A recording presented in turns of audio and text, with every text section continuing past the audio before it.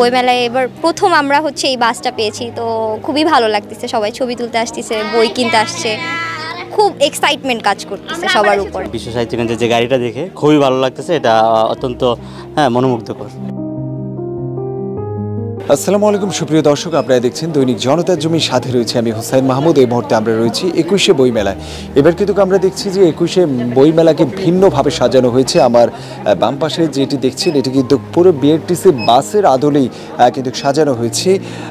তো আমরা কথা বলবো এই মুহূর্তে যারা রয়েছেন এখানে। হলো আমাদের বিশ্ব সাহিত্য কেন্দ্রে যে ভ্রাম্যমাণ লাইব্রেরি আছে সেটির আদলে এটি বানানো হয়েছে। বাসের কালার নর্মালি সাদা হয়, একটু লাল করা হয়েছে, তো ওই জন্য ভিন্ন রকম করার জন্য ওটা বিআরটিসির মতো দুইতলা, আবার ওই জন্য মনে হইতেছে একটু লাল রং করার কারণে আর কি সবাই বলতেছে যে বিআরটিসি গাড়ির মতো।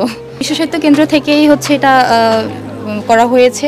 এখানে উপন্যাস আছে, অনুবাদ আছে, কিশোর উপন্যাস রয়েছে, কবিতা আছে, প্রবন্ধ রয়েছে, নাটক রয়েছে। আমাদের বইমেলার এবার হচ্ছে 2025 সালে বইমেলায় এবার প্রথম আমরা হচ্ছে এই বাসটা পেয়েছি, তো খুবই ভালো লাগতেছে। সবাই ছবি তুলতে আসতেছে, বই কিনতে আসছে, খুব এক্সাইটমেন্ট কাজ করতেছে সবার উপরে। তুলবো যখন শাড়ি টাড়ি পরে আসবো তখন, তবে ভিতরে যেতে পারলে আরো বেশি ভালো লাগতো। জানলা থাকলে বেশি ভালো লাগে। হ্যাঁ, ছবি তোলা যেত। বিশ্ব সাহিত্য কেন্দ্রে আমি একজন মেম্বার। ভ্রাম্যমাণ লাইব্রেরি থেকে বই নিয়ে পড়া হয়। আমি 6 নম্বর সেক্টর উত্তরা থেকে আমি বই কালেক্ট করি। তো গত মাস থেকে বন্ধ ছিল, তো আবার মাস থেকে নাকি চালু হবে। তো এই গাড়িটা দিকে আসলে কাছে আসা যে বিশ্ব সাহিত্য কেন্দ্রের গাড়িটা, এবং কথা বলে জিজ্ঞেস করলাম, তো বললো যে মাস থেকে আবার চালু হচ্ছে।